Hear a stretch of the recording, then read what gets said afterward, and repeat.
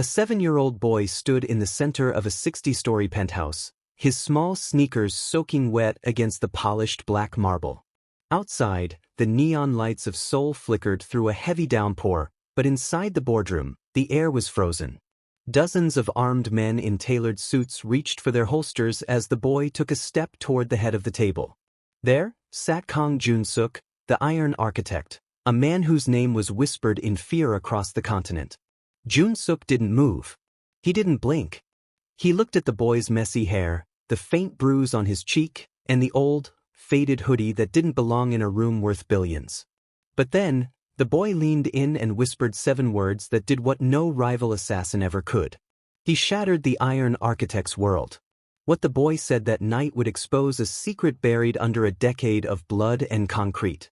It would turn the most powerful man in the city against his own empire. This is the story of Seo Min-jae, a boy who walked into a lion's den with nothing but a memory, and Kang Jun-suk, a man who had built a kingdom of stone, only to realize he was the one trapped inside it.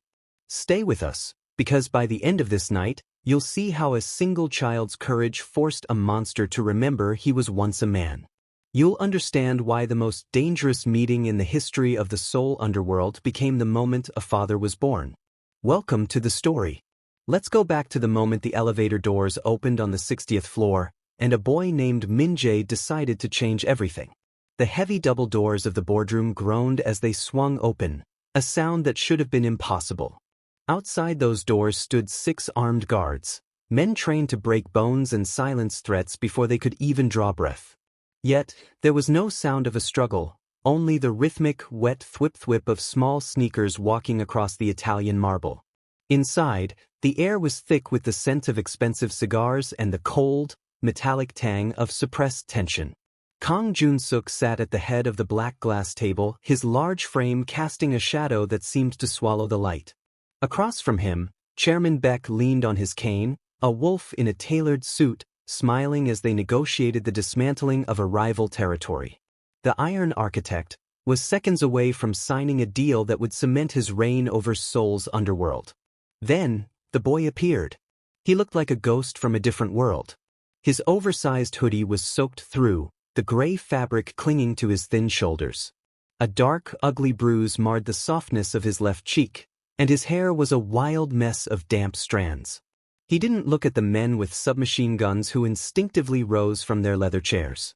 He didn't look at the floor-to-ceiling windows that displayed the glittering, indifferent lights of the city.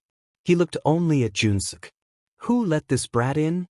Park Min-tae hissed, his hand moving toward the holster at his hip. The enforcer's face was a mask of cold fury.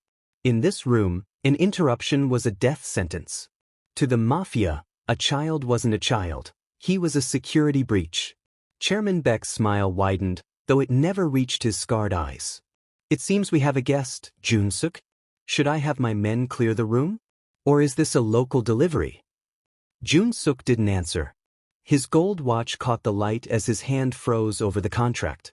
For the first time in 20 years, the Iron Architect felt a hairline fracture in his composure. There was something in the boy's eyes, a terrifying, quiet calm that felt like a mirror. The room held its breath, the silence so heavy it felt as though the oxygen had been sucked out of the penthouse. The boy stopped at the edge of the glass table. He was so small that his chin barely cleared the surface. He ignored the click of safety catches being disengaged. He ignored the lethal glares of the most dangerous men in Korea. He reached into his pocket and pulled out a small, crumpled photograph, sliding it across the black glass toward the boss. "My mother told me not to come here," the boy said, his voice high and clear, cutting through the predatory silence. "But she didn't come home last night. And she said you were the only man who never breaks his word." The photograph skidded across the black glass like a shard of ice, stopping just inches from Jun-suk's tattooed hand. He didn't want to look. Every instinct that had kept him alive in the gutters of Seoul told him that this was a trap, a psychological play orchestrated by the man sitting across from him. But the girl in the photo, frozen in a sun-drenched memory from a decade ago, was wearing a yellow sundress he had bought her with his very first payout. The Iron Architect felt his heart hammer against his ribs, a frantic, rhythmic betrayal of his cold reputation. He looked up from the photo to the boy, whose eyes were as dark and unyielding as his own. The silence in the room was no longer just tense, it was suffocating. Park Min-tae moved closer, the barrel of his weapon glinting. "Boss, give the word. I'll take him out back. We don't have time for Chairman Beck's theater." Jun-suk's hand shot out, grabbing Min-tae's wrist with a grip that made the enforcer wince. "Don't touch him," the boss growled, his voice sounding like grinding stone. He turned back to Min-jae, his gaze searching the boy's face for the lie he prayed was there. "Who told you to bring this to me? Who told you my name?" Min-jae didn't flinch at the aggression. He didn't look at the guns. He took a shaky breath, his small chest rising under the damp hoodie, and leaned forward until he was close enough for Jun-suk to smell the rain and the metallic scent of old blood on his skin. "My mother is Seo Ha-yoon," the boy whispered, his voice trembling for the first time. "She told me if I ever got lost, I should find the man with the dragon on his wrist. She said." The boy paused, his big eyes filling with tears that he refused to let fall. "She said, tell him his son is waiting home." The words hit Jun-suk with the force of a physical blow. The iron architect didn't just crack, he crumbled.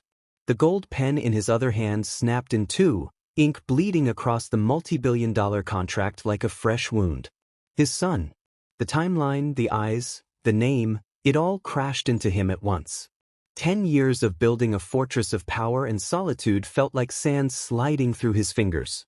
Across the table, Chairman Beck let out a low, mocking chuckle, tapping his cane against the floor. "A beautiful performance, isn't it, Jun-suk? It's a shame the boy's mother didn't make it home to see it. My men tell me she's currently resting in a very cold place."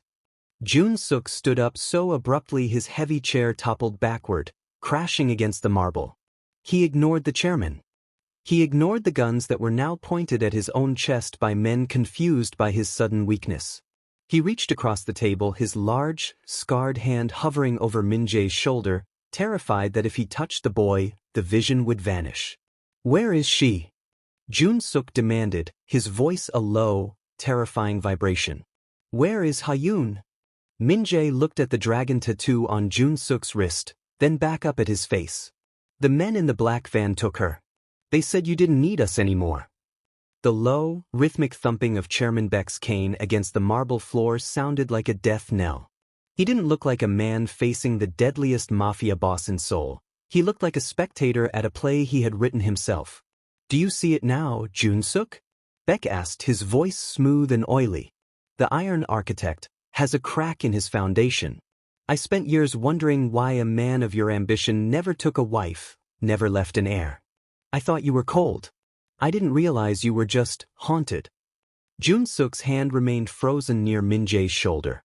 The boy was trembling now, the adrenaline of his arrival fading into the raw terror of the guns surrounding them. Jun-suk felt a protective rage rising in his chest, a heat so intense it threatened to consume the icy professional mask he had worn for a decade. "You sent him here," Jun-suk said, his voice a low, lethal vibration. "You used a child to bypass my security. You used my child." "I didn't just send him," Beck countered, leaning forward until the light from the city reflected in his clouded eyes. "I saved him. My men found him wandering near the docks after the incident, with his mother. I could have ended the bloodline right there. But I thought a debt this large should be collected in person." The chairman signaled with a slight tilt of his head. Suddenly, the dynamics of the room shifted. Half of the armed guards, men who had eaten Jun-suk's bread and worn his colors for years, stepped away from the walls, turning their weapons not toward the door, but toward Jun-suk and the boy. Park Min-tae, the enforcer Jun-suk had trusted with his life, didn't move to defend his boss. Instead, he stepped toward Chairman Beck. "The architect has become sentimental," Min-tae spat, his voice thick with betrayal. "A man who trembles at the sight of a brat is no longer fit to lead us. The deal is done, Chairman." The standoff was absolute. Jun-suk was surrounded, outgunned, and pinned against the black glass table. The city lights of Seoul blurred behind him, a reminder of the empire he was about to lose. But as he looked down at Min-jae, who had grabbed the sleeve of his expensive suit with a tiny, desperate hand, the empire didn't matter anymore. You think this is a gambit? Jun-suk whispered, finally placing his hand firmly on the boy's head, shielding his eyes from the sight of the guns. He looked at Beck, then at the traitorous Mintae. You think you've found my weakness? But you've made a mistake. You've given me the only thing in this world worth killing for. The air in the room grew heavy, the silence reaching a breaking point. Jun-suk's fingers brushed the dragon sigil on his wrist, his eyes turning into shards of black flint. The meeting was over. The war had just begun. The tension in the room snapped like a bone. Before Park Min-tae could squeeze the trigger, Jun-suk moved with a speed that defied his massive frame.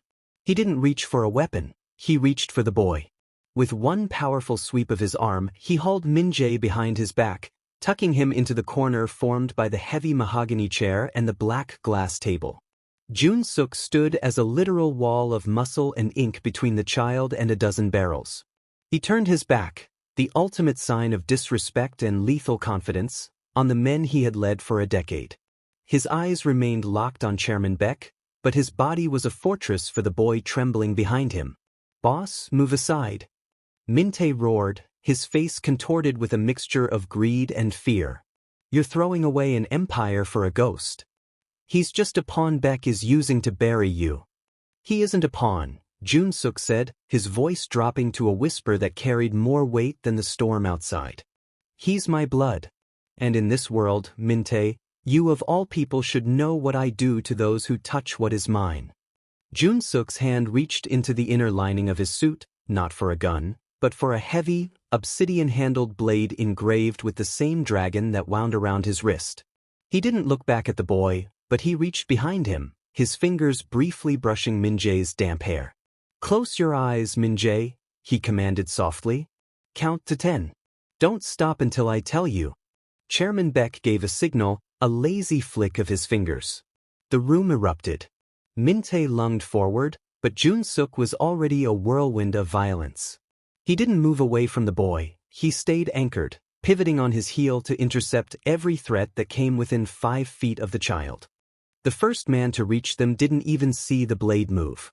Jun-suk disarmed him with a sickening crack of the wrist, using the man's own body as a temporary shield against the incoming fire. Bullets shattered the expensive floor-to-ceiling windows, the sound of breaking glass screaming through the penthouse like a choir of banshees. Despite the chaos, Jun-suk's focus was surgical. Every strike he delivered, every bone he broke, was calculated to keep the perimeter around Min-jae clear. He was no longer the Iron Architect, building a legacy of stone. He was a dragon guarding its only treasure. 7-8. Min-jae's voice drifted up from behind him, small and terrified but steady, following his father's command. Jun-suk kicked the heavy glass table, sent it sliding into 3 gunmen, and stood his ground. Blood, not his own, splattered across his white shirt, but his eyes remained fixed on the exit. He had to get the boy out. The empire was already burning, and for the first time in his life, Jun-suk realized he was the one who had set the match. The chaos of the boardroom felt miles away as Jun-suk hunkered down in the small, glass-strewn alcove, his body still acting as a human shield. The gunfire had momentarily ceased, replaced by the heavy, rhythmic breathing of a man who had just rediscovered his soul. He looked down at Min-jae, who had finished his count and was staring at the blood on Jun-suk's sleeve with wide, dry eyes. Is she really gone?" the boy asked, his voice a fragile thread in the cavernous room. Jun-suk reached into his pocket and pulled out the crumpled photograph. He looked at Ha-yoon's face, the soft curve of her jaw, the way her eyes crinkled when she laughed. Memory, sharp and jagged, pierced through his armor. 10 years ago, he had been a rising soldier, a man with nothing to lose. He had loved her in the shadows of cheap motels and rainy bus stops. But when the Iron Architect was chosen to lead, he was told that love was a liability.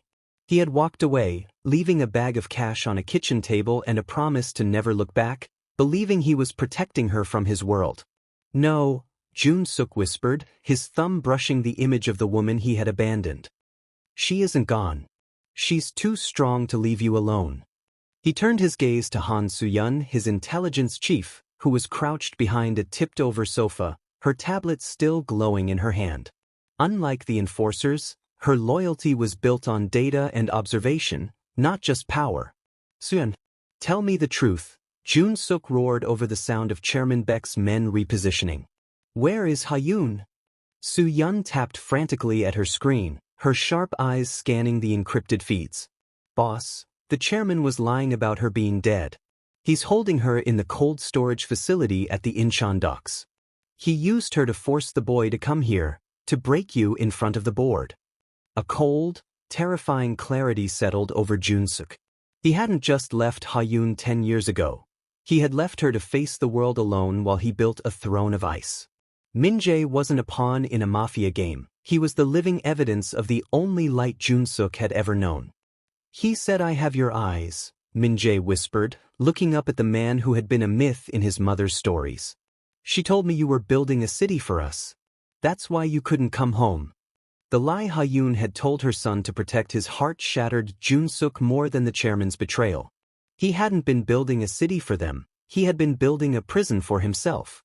"I'm done building," Jun-suk said, his voice thick with a new kind of resolve. He stood up, lifting Min-jae into his arms and tucking the boy's head against his shoulder. He looked at the exit, then at the dragon on his wrist, the symbol of the beast he had become. "Today, we tear it all down." The penthouse was no longer a boardroom, it was a battlefield. Jun-suk tightened his grip on Min-jae, sheltering the boy's head against his chest so he wouldn't see the carnage required to buy their freedom. To the men in the room, Jun-suk was the iron architect, but as he moved toward the exit, he became something far more primal. "Min-tae!" Jun-suk's voice boomed over the shattered glass and ringing alarms. "You wanted the throne? Take it. It's built on graves and lies. But if you stand between me and the door, yours will be the next one I dig." Min-tae sneered, signaling the remaining loyalists to close in. "You don't walk away from this life, boss. You die in it." The enforcer lunged, but Jun-suk didn't hesitate. He used the very environment he had designed against them. He triggered the emergency lockdown sequence from a hidden panel beneath the table, causing heavy security shutters to slam down. In the flickering red strobe of the alarm lights, Jun-suk moved like a shadow. With his free hand, he wielded his obsidian blade with surgical precision, cutting through the men who had once called him brother. This wasn't just a fight, it was a ritual of severance. Every strike was a deliberate act of tearing away a piece of his criminal past. The blood that stained his white shirt felt like the ink of a new, violent contract, one signed in the name of the son he had never known. He reached the heavy reinforced doors, but Min-tae was there, blocking the path with a serrated combat knife. "You're weak now, Jun-suk. That brat is an anchor." "He isn't an anchor," Jun-suk growled, parrying a lethal strike and counterattacking with a force that sent Min-tae crashing into a display case of ancient pottery. "He's the wind in my sails." With a final, devastating kick, Jun-suk incapacitated his former enforcer. He didn't stay to deliver a finishing blow. He didn't care about vengeance anymore. He only cared about the exit. He burst through the doors into the private elevator lobby. Behind him, the empire he had spent 15 years building was in ruins. The Iron Architect was dead, buried under the debris of his own boardroom.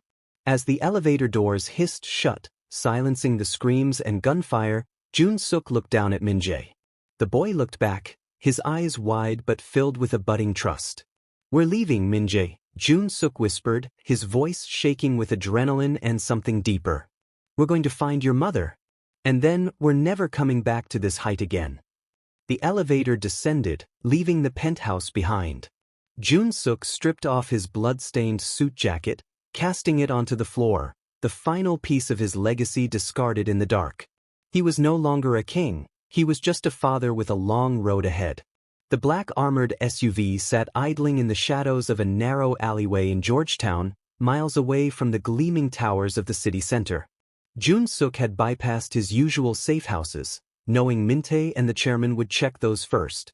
Instead, he had followed the directions Min-jae whispered to him, leading them to a cramped, third-floor walk-up that smelled of damp concrete and cheap detergent.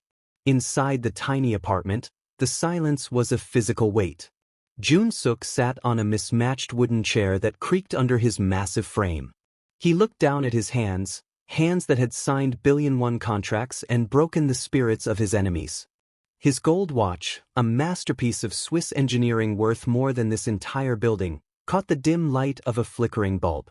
To the world, that watch was a symbol of his untouchable status. But as Min-jae sat across from him on a threadbare rug, nursing a glass of water, the boy didn't look at the gold. He didn't look at the intricate dragon tattoos peeking out from Jun-suk's rolled-up sleeves, ink that usually made grown men tremble. Min-jae was looking at the small, jagged cut on Jun-suk's knuckle, sustained during the fight in the penthouse. Without a word, the boy stood up, rummaged through a kitchen drawer, and returned with a crumpled box of adhesive bandages. They were decorated with cartoon penguins. "You're bleeding," Min-jae said softly, peeling the backing off a bright blue bandage. Jun-suk froze. He had faced assassins without blinking, but the sight of this child reaching out to heal him made his throat tighten. He held his hand out, his fingers trembling slightly as the boy carefully pressed the penguin bandage over his scarred skin. In that moment, the vulnerable king realized the devastating truth of his life. He had spent 15 years accumulating things that a 7-year-old found utterly useless. His power couldn't warm this cold room. His wealth hadn't kept Min-jae's stomach from growling. His reputation had only put a target on the back of the woman he loved. "Does it still hurt?" Min-jae asked, looking up with eyes that were terrifyingly honest. "No," Jun-suk managed to say, his voice thick. "Not anymore." He looked around the room, at the single bed they shared, the stack of library books in the corner, and the handmade drawing of a superhero pinned to the fridge. The hero didn't wear a suit or a gold watch. He had a dragon on his wrist. Jun-suk unbuckled the heavy gold watch and set it on the scarred wooden table. It looked like a piece of junk in the face of the boy's simple kindness. He wasn't a king here. He was just a man who had failed his family, and as the rain lashed against the thin window pane, he knew that the penguin bandage was the most valuable thing he had ever worn. The peace of the small apartment didn't last. The silence was punctured by the heavy, synchronized thud of boots in the hallway. Jun-suk didn't need to look at the door to know that the penguin bandage on his hand was about to be put to the test. "Into the bathroom, Min-jae. Lock the door. Don't come out until you hear only my voice," Jun-suk commanded, his tone shifting back to the low, absolute authority of the Iron Architect. The boy obeyed, his small face pale but his trust unwavering. The front door didn't just open, it exploded inward, kicked off its hinges. Park Min-tae stepped through the dust and splinters, his face a grotesque mask of bruises and rage. He wasn't alone. 3 of Jun-suk's former personal guard followed, their suppressed weapons leveled at the man who had once been their god. "You really thought you could rot in a hole like this?" Min-tae spat, looking around the humble room with disgust. "The board of directors wants your head, Jun-suk. They say a man who trades an empire for a child is a liability that needs to be liquidated." Jun-suk stood slowly, his massive frame dwarfing the small kitchen. He didn't reach for the obsidian blade. Instead, he picked up the heavy gold watch from the table, wrapping the metal strap around his knuckles like a makeshift brass knuckle. The ultimate symbol of his greed was now just a tool for protection. "You're not here for the board, Min-tae," Jun-suk said, stepping over the broken door. "You're here because as long as I'm alive, you're just a shadow playing at being a king." Min-tae lunged, and the small apartment became a cage of violence. In the cramped space, Jun-suk's size was an advantage. He caught Min-tae's knife hand, the Swiss watch digging into the enforcer's wrist with a sickening crunch. The 2 men crashed into the small wooden table, splintering the only furniture Jun-suk had left. The guards tried to find a clear shot, but Jun-suk used Min-tae as a shield, his movements precise and desperate. This wasn't the clean, detached combat of the penthouse. This was a father fighting for the air his son breathed. He drove his elbow into a guard's throat and used the momentum to slam Min-tae against the fridge, the drawing of the superhero fluttering to the floor between them. With a final, guttural roar, Jun-suk disarmed Min-tae and pinned him to the wall. The enforcer gasped, looking into Jun-suk's eyes that no longer held the cold calculation of a boss, but the terrifying fire of a protector. "Go back to the chairman," Jun-suk hissed, his grip tightening. "Tell him he can have the buildings. He can have the money. But if I see a single black suit in this neighborhood again, I won't just break your hands. I'll burn the city down to find you." He threw Minte toward the door. The enforcer, defeated and humiliated by a man wearing a child's bandage, scrambled away with his remaining men. Jun-suk stood in the wreckage of the apartment, his breathing ragged. He looked at the floor and picked up the drawing of the superhero. He wiped the dust from it and pinned it back onto the dented fridge. Then he walked to the bathroom door and knocked softly. "It's okay, Min-jae. It's just us now." The sun rose over Seoul not with a glare, but with a soft, golden haze that filtered through the morning mist. In the quiet of the Georgetown docks, far from the siren-wailing chaos of the city center, a different kind of deal was being struck. Jun-suk stood by the water, his silhouette no longer casting the jagged, intimidating shadow of the Iron Architect. Beside him, Ha-yoon leaned against him for support, her face pale from her ordeal but her eyes bright with a fierce, maternal relief. Between them stood Min-jae, his small hand firmly enveloped in Jun-suk's scarred palm. A sleek black car approached, not a Mafia transport, but a private courier. Han Soo-yeon stepped out, holding a thin leather briefcase. She looked at her former boss, seeing the penguin bandage still stuck to his knuckle and the way he stood protectively over the woman he had once left behind. "It's done," Soo-yeon said quietly, handing him a set of documents. "The board has accepted your resignation. The Iron Architect is officially dead. The assets have been liquidated into a trust that Chairman Beck can't touch without triggering a federal investigation. You're a ghost now, Jun-suk. A wealthy ghost, but a ghost nonetheless." Jun-suk didn't even open the briefcase. He handed it to Ha-yoon. "This belongs to the two of you. It's the foundation of a city that isn't made of stone and fear." He turned back to the skyline, looking at the distant glass tower where his penthouse sat empty. For 15 years, he had lived at the top of the world, only to realize the air was too thin to breathe. He looked at the dragon tattoo on his wrist, the mark of the beast he had been. Then he unceremoniously took a heavy rolls of legal papers and dropped his old burner phone into the dark water of the Han River. "Where are we going, Dad?" Min-jae asked, the word Dad still new, still miraculous. Jun-suk looked down at his son, then at the woman who had kept his heart alive in a tiny apartment while he built a kingdom of ice. He didn't think about the boardroom, the power, or the men who bowed to him. He thought about the penguin bandage and the hero drawing on the fridge. "Somewhere quiet," Jun-suk said, his voice finally finding a peace it had never known. "Somewhere where we can build something that doesn't need a lock on the door." As they walked toward a modest SUV parked at the end of the pier, Jun-suk didn't look back. He had spent his life as an architect of shadows, but as he helped Ha-yoon into the car and buckled Min-jae's seatbelt, he realized he had finally started his greatest project. He wasn't a king anymore, and the world would eventually forget the name Kang Jun-suk. But as the car pulled away into the morning light, he was exactly what he needed to be. He was home.